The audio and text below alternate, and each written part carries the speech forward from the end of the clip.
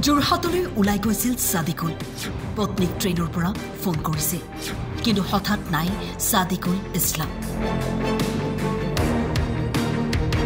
coat নোহোৱা হ'ব পাৰে ৰেলেৰে গৈ থকা যুৱকজন এসপ্তাহে পৰিয়ালৰ সৈতে যোগাযোগ বিচ্ছিন্ন সাদিকুল ইছলামৰ বকুৰ কলকিকাহ গাঁৱৰ ৰাজমিস্ত্ৰী সাদিকুল যোৱা 25 ফেব্ৰুৱাৰীত যোৰহাটলৈ বুলি ঘৰৰ পৰা ওলাই যায় ফোন কৰি পত্নীলৈ কৈছিল নামি আকৌ ভালকৈ ফোন কৰিম কিন্তু আজিলৈকে নাই কোনো খবৰ তেওঁ যোৱা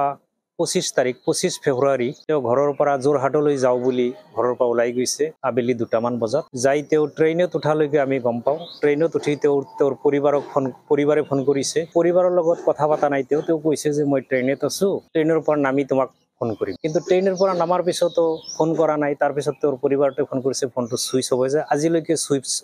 অফেই পাইছো কিন্তু কেতিয়াবা তেওঁৰ সুইচটো অন হয় এক্টিভ হয় ফোনটো কিন্তু ফোনটো ৰিসিভ নকৰে এই যোৱা ৰবিবাৰৰ পৰা 25 ফেব্ৰুৱাৰীৰ পৰা তেওঁ নিৰুদ্দেশ হৈ আছে তেওঁৰ লগত আমি কোনো যোগাযোগ কৰিব পৰা নাই বিগত কেইবাদিন ধৰি যুৱকজনৰ লগত সংযোগ স্থাপন কৰিব নোৱাৰা পৰিয়ালৰ লোকে তীব্ৰ হতাশাত ভুগিছে যুৱকজনে কাম কৰা কৰ্মস্থলীত পৰিয়ালৰ লোকে যোগাযোগ কৰিছিল যদিও কোনো সংসূত্ৰ উলিয়াবলৈ সক্ষম নহয় অৱশেষত বকো আৰক্ষী থানাত এখন এজাহাৰ দাখিল কৰে খন্দেতো কাৰ লগত গৈছে এইটো আমি একজাক্ট ভালকৈ নাজানো তেওঁৰ পৰিবাৰটোও ক'ব নোৱাৰে ভালকৈ পুলিচক আমি অলৰেডি এই ইনফৰমেশ্যন দিছোঁ বকো থানাত আমি ইনফৰমেশ্যন যোৱাকালি দিছোঁ আমি এজাহাৰ দিছোঁ তেওঁলোকেও এতিয়ালৈকে কোনো সংহত ওলাব পৰা নাই অসমবাসী ৰাইজলৈ আমাৰ এটাই আহ্বান যে কোনোবাই যদি এই মোৰ সৰু ভাইটোক যদি দেখা পায় তেতিয়াহ'লে 6003364950 এই নম্বৰত যোগাযোগ কৰিবলৈ আমি বিনম্ৰভাৱে অনুৰোধ জনাইছোঁ নাইবা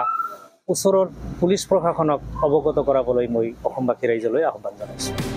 কোনো সদাশয় ব্যক্তিয়ে যদি যুৱকজনক দেখা পায় তেন্তে তলত উল্লেখ কৰা এই নম্বৰত যোগাযোগ কৰি অথবা স্থানীয় আৰক্ষীক খবৰ দিবলৈ পৰিয়ালৰ আহ্বান খুন্তলিৰ পৰা ৰেজাউল কবিৰৰ ৰিপৰ্ট টাইম 8